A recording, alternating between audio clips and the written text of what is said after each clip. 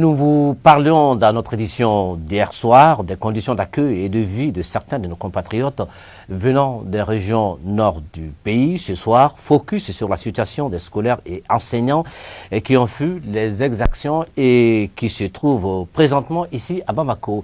Ils sont quelques 2200 élèves de fondamentale, 350 qui doivent faire le bac et 1087 enseignants.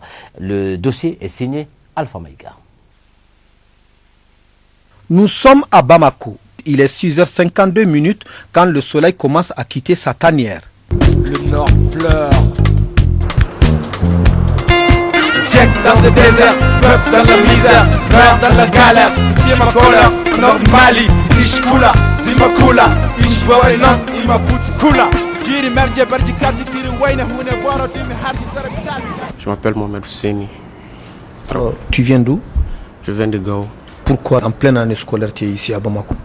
Bon, comme tout le monde le sait, il y avait la rébellion à Gao, donc moi je suis venu continuer les études ici. Pour le moment, ils sont officiellement plus de 2200 élèves du fondamental à quitter Kidal, Gao, Tombouctou et une partie de la région de Mopti pour rejoindre la capitale. À ceci s'ajoutent environ 350 élèves du lycée de classe terminale, tous candidats réguliers au baccalauréat. Je m'appelle Yaï Traoré, je viens de Kourou. Il y a une classe de 9e. Mon père travaille à l'UNICEF. Je m'appelle Abdullah Moussoudou. Tu viens d'où? Gao, école privée Tchouri. Comment tu t'appelles? Aramatoulaye. Tu viens de quelle école? École fondamentale. Bourem. Je viens du lycée Garba Maïga de Tombouctou. Je m'appelle Nana Ibrahim Sissé. Actuellement, ça ne va pas à Gao. Comment tu t'appelles? Al-Karimatou Maïga. Et quel lycée? Solidarité. Face à cette situation, au niveau du département de l'éducation, on multiplie les rencontres. À tous les niveaux, la solidarité reste le maître mot.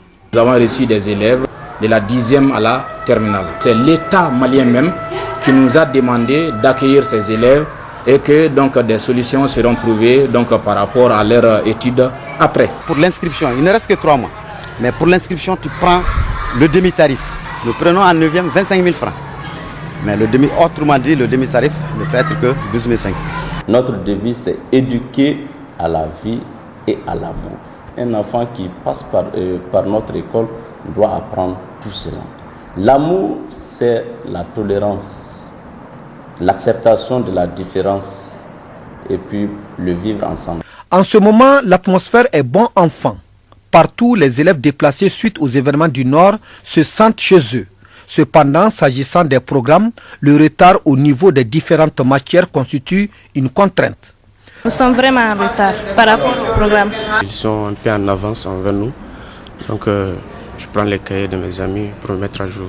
Nous sommes devant eux, en histoire seulement et en physique-chimie. Mais maths, ils sont devant nous. Pour ce qui est de l'état civil de l'élève pour l'examen, proviseur et directeur d'école y veillent.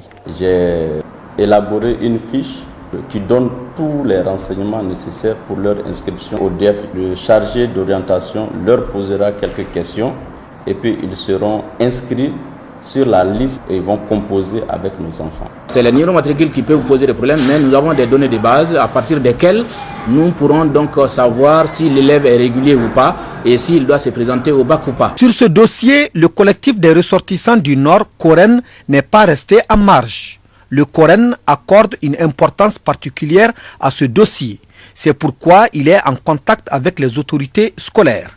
Actuellement, nous sommes en train de travailler avec le ministère de l'Éducation nationale pour recenser l'ensemble des élèves en classe d'examen, qu'il s'agisse du DEF, mais également ceux qui doivent faire le bac, et voir dans quelle mesure nous pouvons donc suivre l'inscription de ces enfants et quel appui nous pouvons apporter également aux parents d'élèves. Nous avons mis en place également une commission qui travaille au recouvrement, donc à mobiliser des ressources financières.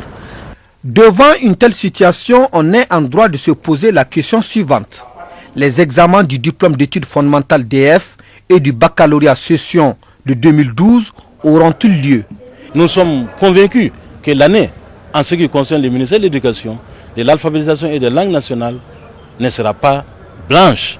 Parce qu'on ira aux examens, nous allons nous donner les moyens d'organiser et de réussir les examens. Les enseignants ici à Bamako sont officiellement 1096. Tous les élèves qui sont victimes de la crise qui sévit dans le nord du Mali sont en tout cas rassurés concernant les différents examens. Une question demeure toutefois. Et ceux qui sont restés là-bas sur place, quel sort les attend-il pour la tenue des examens?